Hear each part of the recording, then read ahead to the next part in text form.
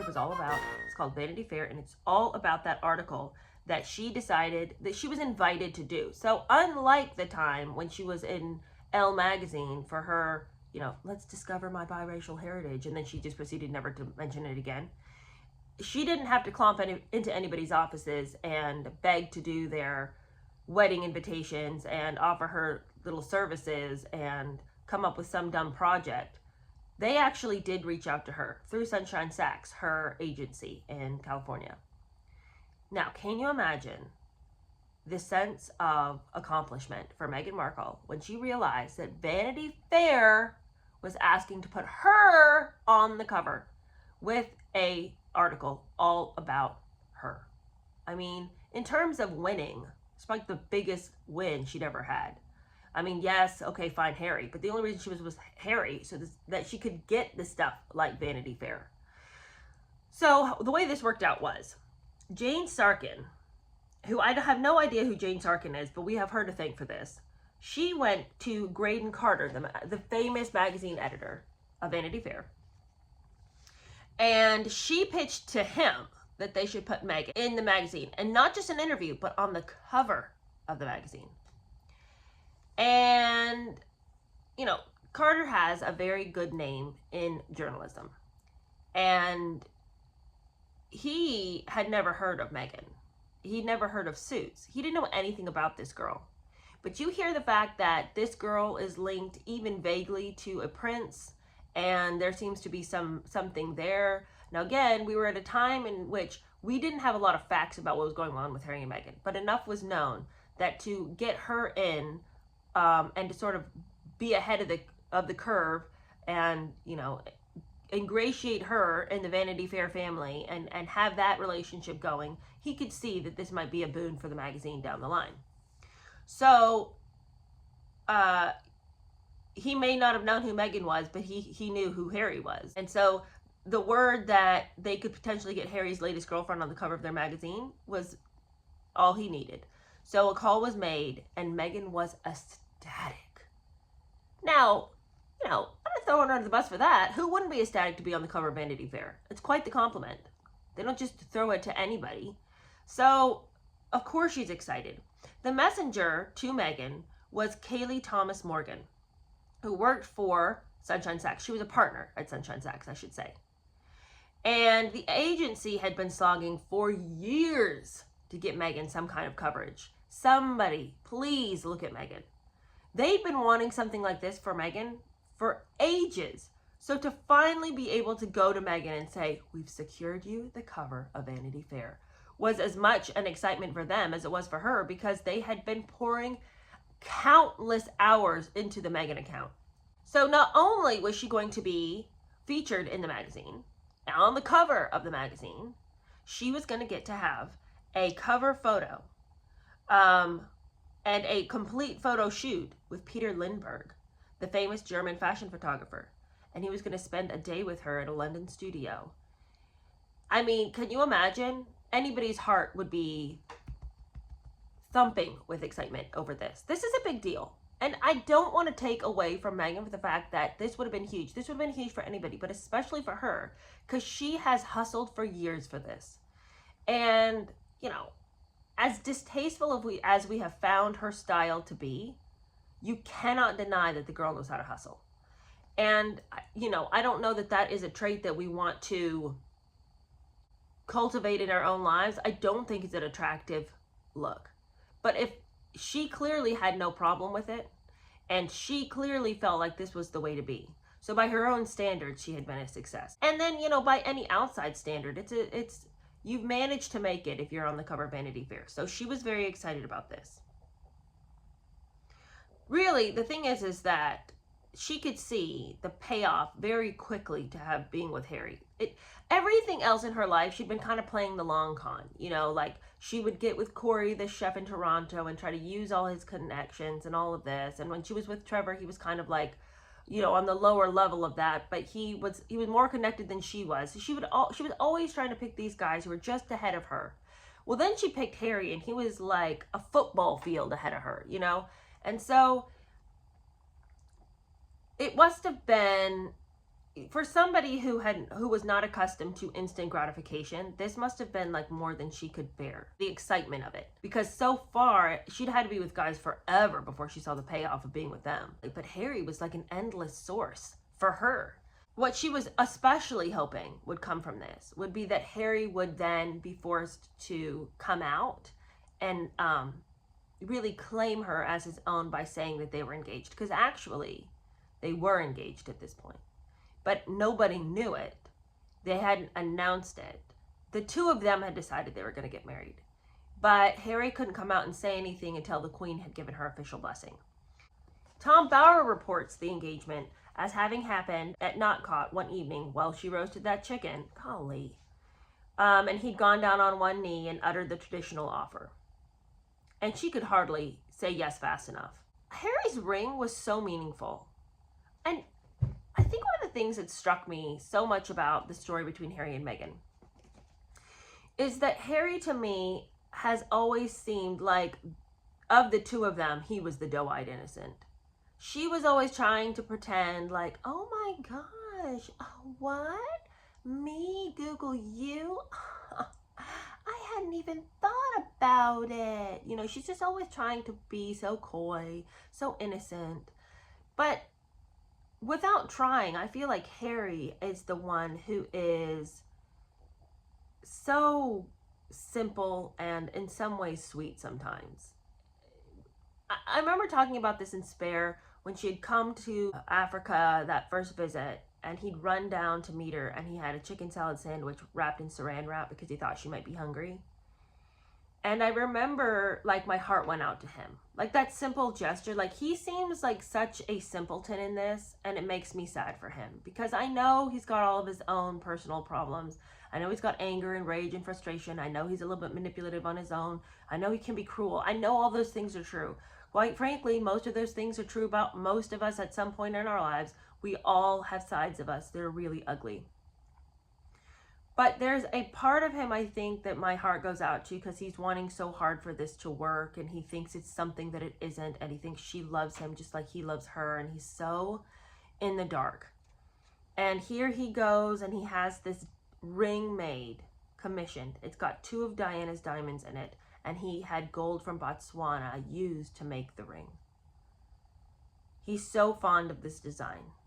It's so meaningful to him, and to be able to give it to her. And she was, of course, excited to receive a ring, but she secretly was determined to have that ring redesigned as soon as possible.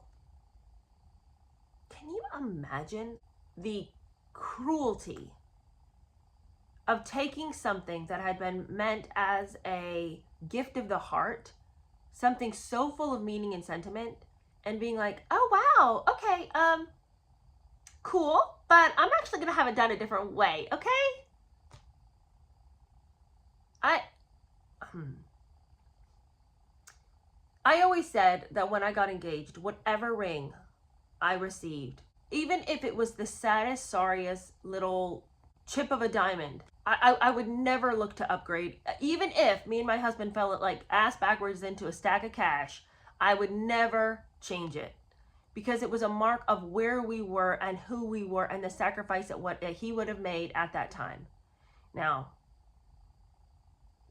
I got lucky because my husband was not willing to give me something that he would be ashamed to see on my hand.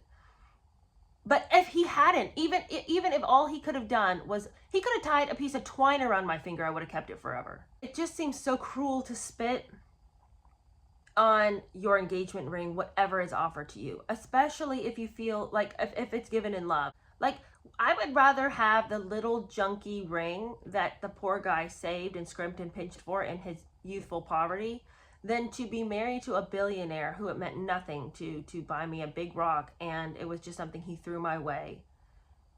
You know? Anyway, Harry obviously isn't having to scrimp and pinch in his youthful poverty, but what he gave was so meaningful. And I just find it wild that she would even think to change it, you know? And also, I mean, it's such an American custom to have these gigantic rocks on our hands. They're pretty. I love him. But she wasn't marrying an American, and he also had given her something that was so meaningful. So what he gave her was what she should have received, and with heartfelt joy at having received it. I don't understand who would change their engagement ring. I don't get that. I'm not saying that your husband couldn't give you a piece of jewelry later on that's like incredible if he could afford it and you wanted that and it was, but the engagement ring is so sentimental. Why change it? You know? I don't know. Okay. I'm not going to get very far if I keep on like this. Okay. So he had asked Meghan to marry him. Harry next called Thomas Markle to ask for his approval. Thomas Markle says, "Yes, so long as you don't raise a hand against her," replied Thomas. If you thought that was a possibility, if some guy comes and says, "Hey, could I marry your daughter?" and you're like, "Yeah, you can, but just don't hit her." If you need to give that warning, it might not be a good union. You might concede down the way that this might not work out. But also, he didn't really know Harry, so what else was he going to say? For as far as he knew, Harry might be the hitting kind. Within less than 5 minutes, the conversation was over. Thomas was sworn to secrecy, and Harry did not suggest that they would meet before the wedding. It's weird to me that Harry never met Thomas Markle. I find that odd.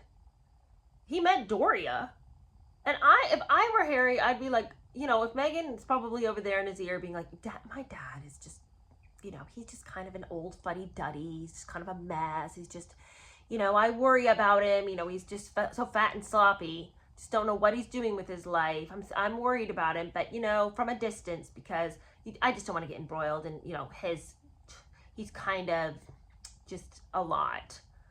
And even if she'd said all that, Harry should have been like, okay, I know, but we all have family members that are a little weird. I feel like I should meet your dad before we get married. The fact that he didn't push that, what's wrong with him?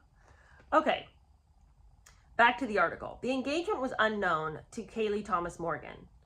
But even so, she was very careful when she went back to Vanity Fair to say she's accepted, as if she wouldn't have.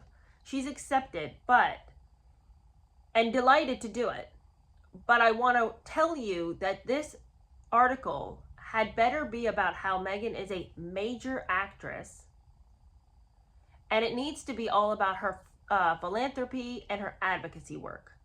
Okay, so that's the theme of this, and if you won't agree to that, then you don't get the article.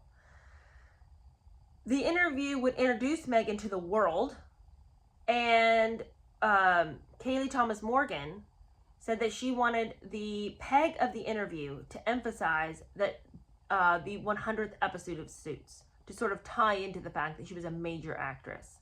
So the whole point of this is that she is on Suits. It's the 100th episode. That's why she's going to be on the cover. It shouldn't be about Harry. Harry shouldn't even be mentioned. She's a philanthropist, an advocate, a major actress. Suits is coming to its 100th episode. That's what you cover. And Kayleigh said to Vanity Fair, Harry has only agreed to this because of the Suits element. So the only reason that they'd agreed to her being on the cover of Vanity Fair was because of the 100th episode. Otherwise, it was just weird. There was no other reason why they would feature somebody like Meghan Markle, who nobody had heard of. But if we could tie it into the TV show, it would all make sense. Now, of course, Vanity Fair wanted her because of Harry. But that wasn't to be mentioned. And Harry had been explicit to Meghan, don't bring me up. Okay? This is not something that I want the world in on right now. Which I find odd because they were engaged. But I guess since he hadn't had the okay from the Queen, he felt like it shouldn't be stated that they were even together. But Meghan wasn't saying she was going to go out and say that they were engaged. So it's interesting to me that he didn't want anyone to know that they were together, if they were indeed engaged. I mean, was he still waiting for a way to wiggle out of this? I don't know. Because I will go to my grave believing that he had gotten on a train he couldn't get off. Even if he wanted to get off, she was then hissing to him that if the royal family didn't choose him, it was racism. And then, of course, he was going to internalize that and think, if I don't choose her, it's racism. Okay, well, things, by the way, on the set of Suits was going off the rails. Because Meghan's relationship with some of the Suits actors was crumbling aggressively. And of course, she knew that her days were numbered on Suits, so maybe she just didn't feel like she even had to bother anymore. But one of the weirder things that happened was she had gone to Lori Sales. Remember her merchandising agent? She'd gone to Lori Sales and said to Lori Sales, I have this friend, Sarah Rafferty, who is a star on Suits, and I think it'd be cool if you represented her. She would be a great client for you. Now, why Meghan said this, I will never understand. Because not but a hot second later, after Lori Sales went and met with Sarah Rafferty and found Sarah to be an excellent candidate, and who was also older than Meghan, and a completely different merchandising strategy would be used for Sarah, suddenly Meghan was irate. She accused Sales of having a conflict of interest.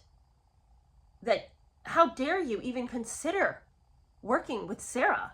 You work for me. We work together. I don't know what you're doing with Sarah, but this is weird that you're even trying to consider representing her or writing up contracts to work with her right now. Where are you even getting off there? I'm sorry, Meghan, you literally just set it up. You literally just said to Lori, you should work with Sarah. Sarah would be a great client for you. And now Meghan's all angry about it. Tom Bauer reports that Lori Sale was perplexed. Not only had Meghan asked her to represent Rafferty, but the two actresses were not competitors. Meghan's behavior hardly chimed with her recent plea on a TV program about self-esteem and to be kind to yourself and not be so judgmental and so unkind. I wouldn't treat my best friend that way. Well, Sale was the latest to discover the nature of Meghan's sincerity. She had two characters, one concealed and one fictional, with a baffling tendency to switch from idolizing to belittling a friend.